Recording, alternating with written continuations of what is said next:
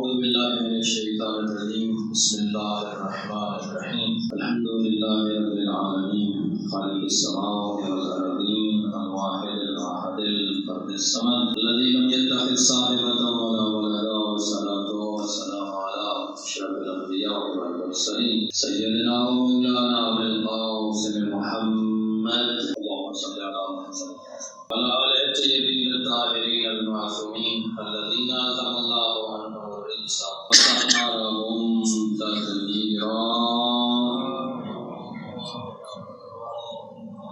والرحمة على محبيهم ومواليهم واللعنة على أعدائهم من يوم عداوتهم إلى يوم الدين ومن يوم الدين إلى أبد الآبدين. وبعد سب سے پہلے دعا ہے بارگاہ رب العزت سے تمام مومنین عبادات و اطاعت کو بارگاہ منظور و مقبول فرمائے. پروردگار عالم مومنین کو بیداری عطا فرما، باطنی اتفاق و اتحاد عطا فرما. ہمارے آخری وارث امام زمان کا جلد از جلد قبول فرما. ایمان مومنین و مومنات بالخصوص نصیحت و جلد از جلد شفا یاب فرما. پریشان حال مومنین کی پریشانیاں دور فرما. صلوات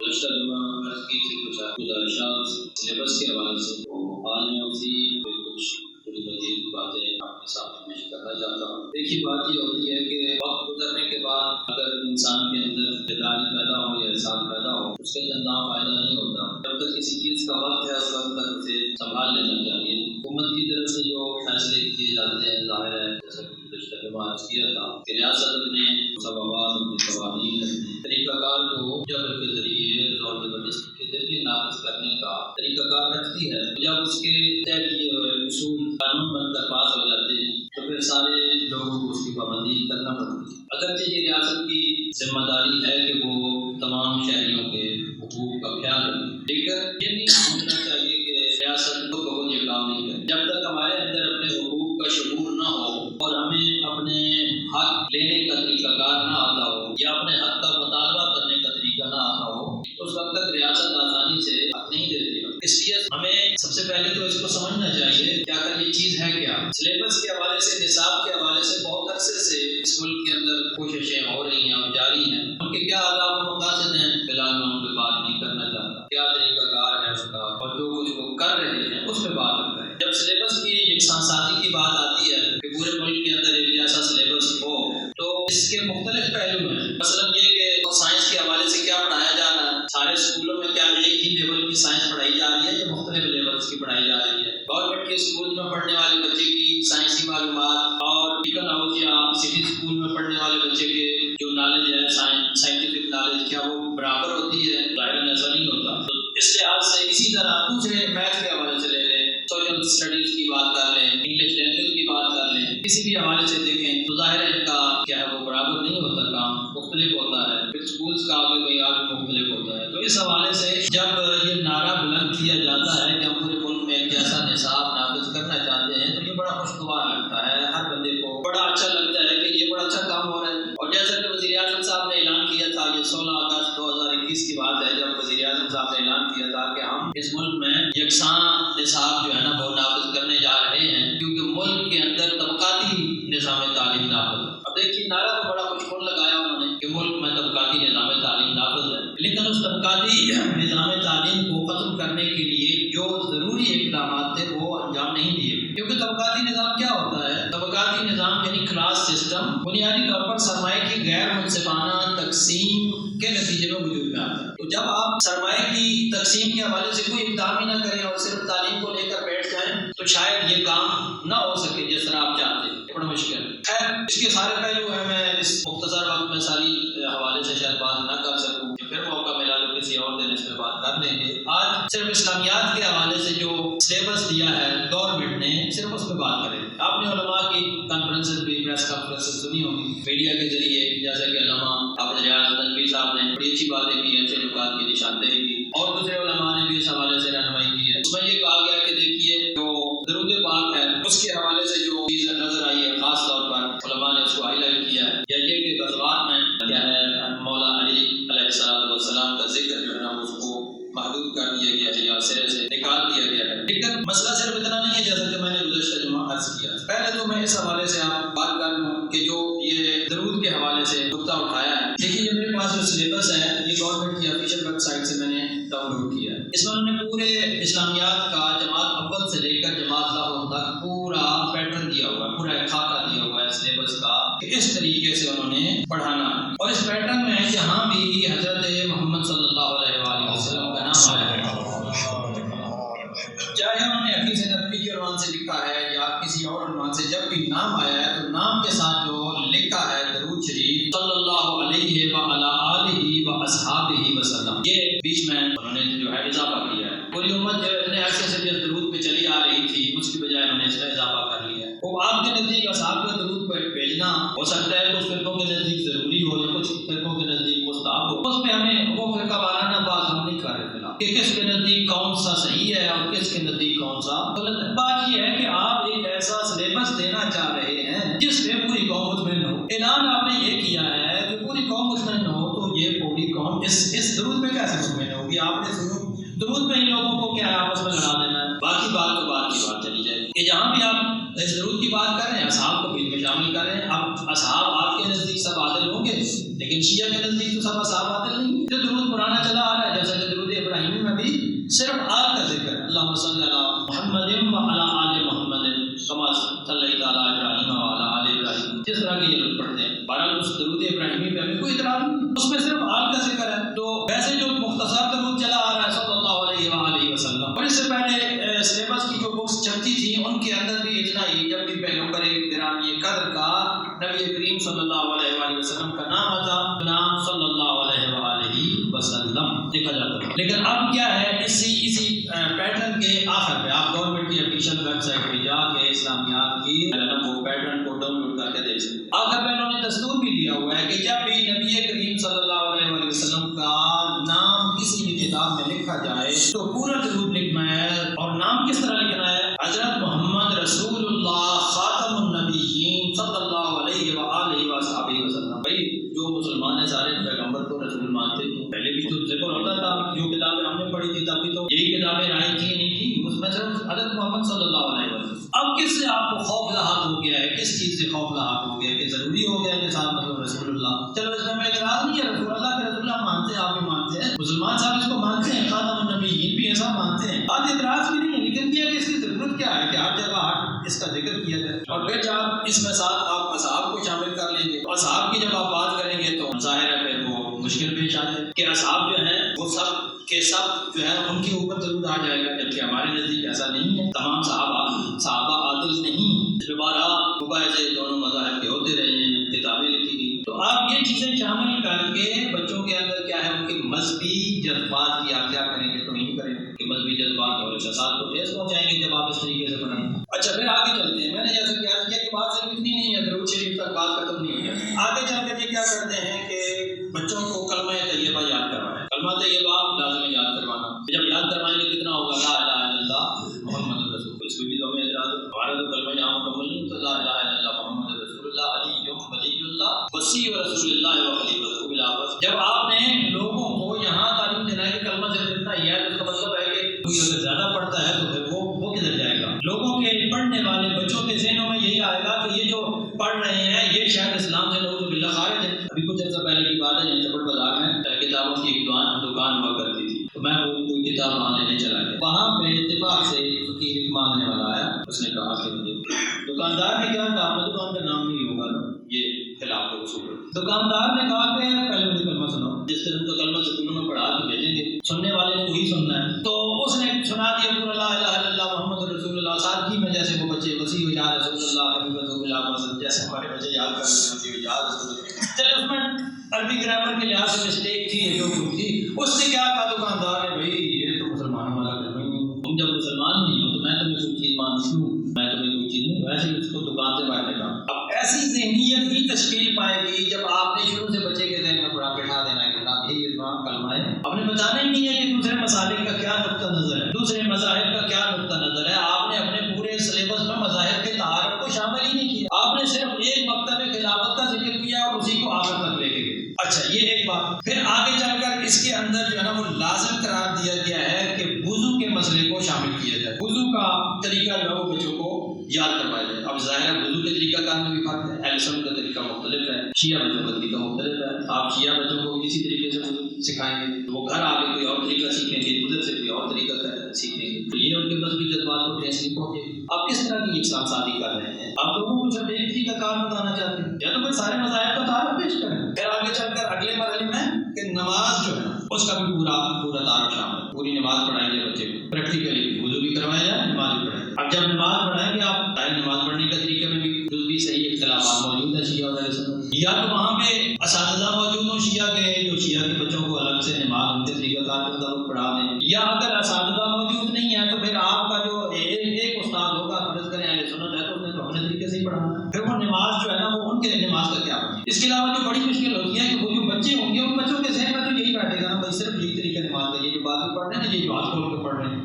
تو پھر مسلمان لگے گے جب آپ نے پہلی جماعت سے یہ پڑھانا ہے. اچھا ایک اور چیز تعجب کی بات ہے، مجھے پیٹرن بنانے والوں کی صلاحیتوں پہ اعتراض نہیں ہے، بڑے پاس صلاحیت ہوں گے، بڑے پڑھے لکھے ہوں گے، لیکن ایک چیز سوال بندے کو پہلی جماعت کے اندر شامل کیا گیا ہے کہ عقیدہ ختم نبوت کو سنبھالا جائے. پہلی جماعت کے بچے عقیدہ ختم نبوت کو کتنا سمجھ سکے؟ اس کو یہ تو بتایا جا سکتا ہے کہ حضرت محمد اللہ کے آخری نبی ہیں، یہ مان لو. منوایا جا سکتا ہے، سمجھایا کیسے جا سکتا ہے؟ یہ بڑا پیچیدہ فلسفہ ہے، حالانکہ اس کے بڑی تفصیلی بات موجود ہے. لیکن مسئلہ یہ ہے کہ آپ کس لیول پہ رکھ رہے ہیں. تھوڑا سا 9-10 تک تو آنے دے کم از کم بچے کو وہ بات سمجھ سکے کہ ختم نبوت کا مطلب ہوتا کیا ہے. پہلی جماعت کے بچے کو کیا سمجھ جائے گا کہ اس کا مطلب کیا ہے. پھر آگے چل کر کہتے ہیں ارکان اسلام کا اجمالی تعارف. ارکان اسلام کا اجمالی تعارف، ارکان اسلام بھی مختلف ہیں. اہل سنت کے نزدیک کچھ اور چیزیں ہیں، شیعہ کے نزدیک کچھ اور چیزیں، کچھ چیزیں فرق ہے، کچھ چیزیں مشترکات ہیں. یقیناً توحید، نبوت، آخرت، یہ 3 چیزیں تو مشترک ہیں، لیکن اس کے علاوہ بھی تو کچھ چیزیں ہیں نا. ہمارے نزدیک تو امامت بھی ہے. اچھا امامت کا کہیں کوئی تعارف موجود نہیں ہے.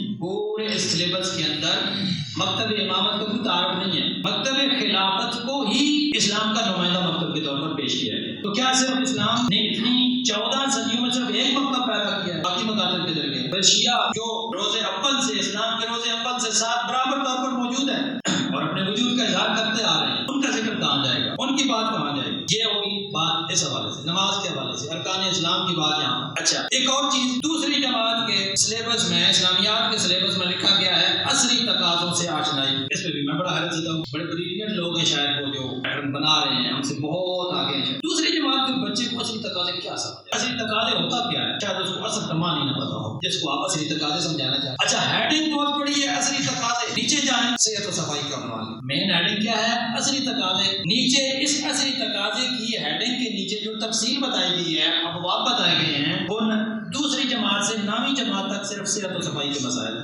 صحت و صفائی کا عصری تقاضوں سے کیا رابطہ ہے؟ بندہ کوئی مجھے سمجھا دے. صحت و صفائی تو ہر دور کا تقاضا ہے. صحت و صفائی تو جب سے انسان نے مدنی اور شہری زندگی، تہذیبی زندگی شروع کی ہے، اس وقت سے انسان کی ضرورت ہے. یہ ٹھیک ہے، انسان کی زندگی کا ایسا ہے، لیکن عصری تقاضے تو کچھ اور چیزیں ہیں. اور یہ بندہ 9-10 میں جا کر شاید کچھ تھوڑا تھوڑا سمجھنا شروع کرے. کالج لیول کی باتیں، یونیورسٹی لیول کی باتیں. بلکہ میں نے تو بڑے کئی اسکالرز بھی دیکھے ہیں ایسے کہ جناب نام تو لگ کیا ہوتا ہے عصری تقاضے، اندر جب کتاب بولتے ہیں تو پتہ چلتا ہے کہ شاید عصری تقاضوں سے بہت بھی آشنا نہیں ہے صاحب، جو دوسروں کو آشنا کروانا چاہ رہے ہیں. تو چلیں وہ ایک الگ بات ہے. بچوں کو جب آپ پڑھانا چاہ رہے ہیں تو آپ یہ تو دیکھیں جناب کہ یہاں پر کیا ہے، آپ کس لیول کی بات کرنا چاہتے ہیں. اچھا اس کے علاوہ ایک اور جو کام کیا ہے وہ یہ کہ یہاں مشاہیر اور مفکرین اسلام کو لے کر پورے پہلی سے لے کر 10ویں تک کے اندر مشاہیر کا تعارف موجود ہے. کون سے مشاہیر کا تعارف موجود ہے؟ صوفیاء کا ذکر موجود ہے، اہل سنت کے بڑے بڑے علماء کا موجود ہے. اچھا مشاہیر اسلام کیا صرف یہی ہیں؟ مولانا روم کا ذکر موجود ہے، بہت اچھی بات ہے. شاہ ولی اللہ دہلوی کا، شاہ محدث دہلوی،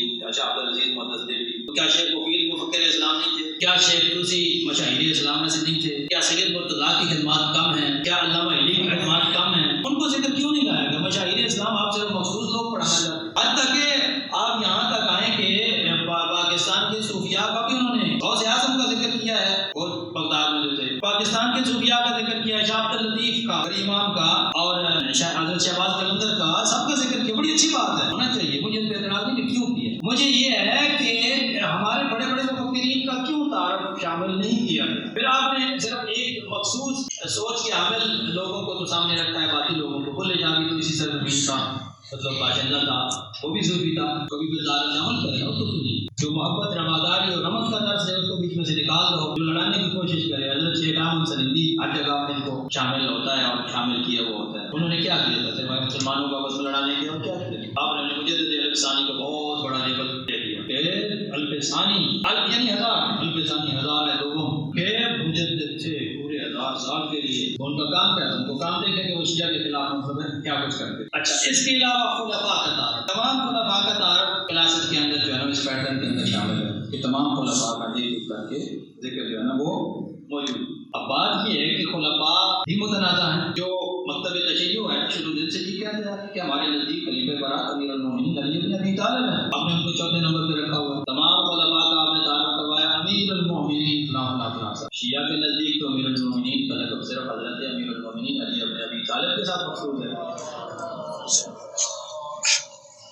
کیا یہاں سے ٹھیس نہیں پہنچے گی ہمارے بچوں کے جذبات کو؟ کیا ہمارے مذہبی جذبات کو ٹھیس نہیں پہنچے گی؟ چلے آپ کے نزدیک امیر المومنین ہیں تو ساتھ میں تعارف تو کروانا کم از کم. اگر دوسرے مکتب کا ساتھ تعارف موجود ہو تو پھر اتنا مسئلہ نہیں ہے. لیکن جب تعارف ہی نہیں ہے ایک طرفہ ہے وہ اسلام کے نزدیک صحیح صرف جو ہے نا وہ سارے مسلمانوں کے نزدیک کے یہی خلیفے ہیں. تو آپ یہی چاہتے ہیں یکساں سازی کے ذریعے کہ صرف یہی منوایا جائے، آنے والی نسلوں کو صرف جو ہے نا وہ یہی چیز سکھائی جائے. پھر آخر میں انہوں نے یہ کیا ہے وہ کچھ گائیڈ لائنز دی ہوئی ہیں کہ جب ان اسماء گرامی آئیں تو یہ تعظیمی اور تکریمی عبادتیں شامل ہیں. حضرت محمد رسول اللہ خاتم النبیین صلی اللہ علیہ وآلہ وصحبہ وسلم، نبی کریم کے اسم ضمیر کی صورت میں صلی اللہ علیہ وآلہ وصحبہ وسلم. انبیاء کرام کے یعنی یہ کہہ رہے ہیں کہ جتنی درسی کتب ہے ان کے اندر یہ پوری چیز ہونی چاہیے. جب سب اس پیٹرن کے مطابق چھپیں گی کتابیں پھر ظاہر ہے ہمارے مذہبی جذبات کا استحصال ہوگا. انبیاء کرام کے ناموں کے ساتھ علیہ السلام، صحابی رسول کے نام کے ساتھ رضی اللہ عنہ، صحابی رسول کے نام کے ساتھ رضی اللہ عنہ. اہل بیت کون ہے؟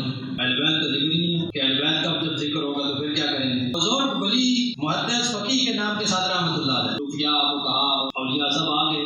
اہل بیت کا ذکر صرف رمضان کی جگہ رمضان المبارک. رمضان کہنا کیا ہے؟ تو انہیں رمضان کیسی نیت یہ لوگوں نے پالی ہوئی اور کیا چاہتے کیا ہے ہماری قوم کے بچوں کو کس طرح بڑا کرنا چاہتے ہیں، کس طرح کی نشو و نما چاہتے ہیں، تقدس کے پردوں میں لپیٹنا چاہتے ہیں. میں نے سے ہٹ کے کچھ سوچی بھائی ناموں کے ساتھ یہ بات لکھے. اچھا پھر اگر آپ نے یہ کرنا ہی ہے تو پھر دوسروں کے جذبات کا بھی تو خیال رکھیں نا.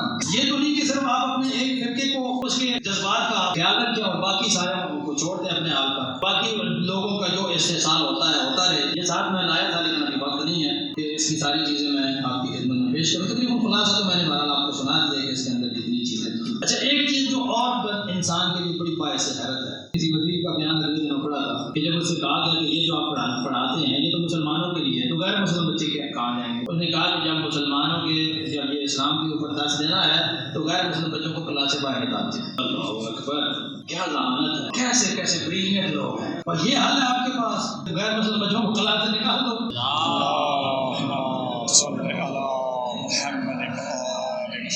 یہ آپ کے پاس آنا ہے کہ غیر مسلم بچوں کو نکال دو. اس کی بجائے آپ یہ کیوں نہیں کرتے کہ مشترکات کو رکھیں، انسانی حقوق کو رکھیں، اخلاقیات کو رکھیں، یا کلاسز الگ الگ کر دیں. کئی حل موجود ہیں. یہ اس سے اس بچے کے جذبات کو ٹھیس نہیں پہنچے گی، اس کی جذبات کی توہین نہیں ہوگی. جب آپ اس کو کہیں گے کرسچین یا ہندو بچہ کلاس میں بیٹھے تو کہے بچے تو تھوڑی دیر کے بعد چلا جا، ہم نے اپنی باتیں کرنی.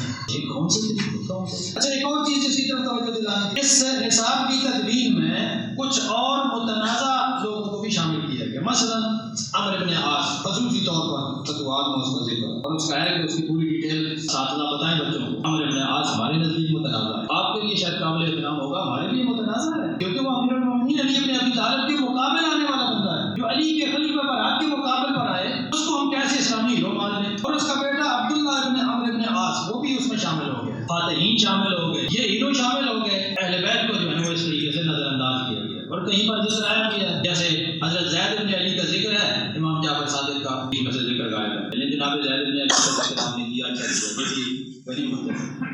لیکن یہ طریقہ کار نہیں ہے. سلیبس کے اندر بے انتہا خامیاں موجود. چند ایک کی طرف میں نے نشاندہی کی. اگر مجھے موقع ملا یا فرصت ملی تو شاید میں مزید بھی کچھ اور چیزیں اس حوالے سے آپ کی خدمت میں پیش کروں کہ یہ آگاہی آپ تک پہنچانا میرا فرض ہے. یہ ذمہ داری ہے کہ آپ تک یہ ساری چیزیں پہنچیں. اگر جو علماء کے مذاکرات چل رہے ہیں وہ ایک اپنی جگہ پروسیس ہے جو گورنمنٹ کے ساتھ چل رہا ہے. عوامی جو ہے نا وہ آگاہی بھی ہونی چاہیے، ہمیں بھی ہونا چاہیے، پتہ ہونا چاہیے، علم ہونا چاہیے کہ ہمارے ساتھ کیا ہو رہا ہے. خدا ہمیں مطالعہ سے یہ دعا ہے کہ خدا ہمیں متحد اور متفق ہو کر ان حالات کا مقابلہ کرنے کی قوت و طاقت عطا فرمائے.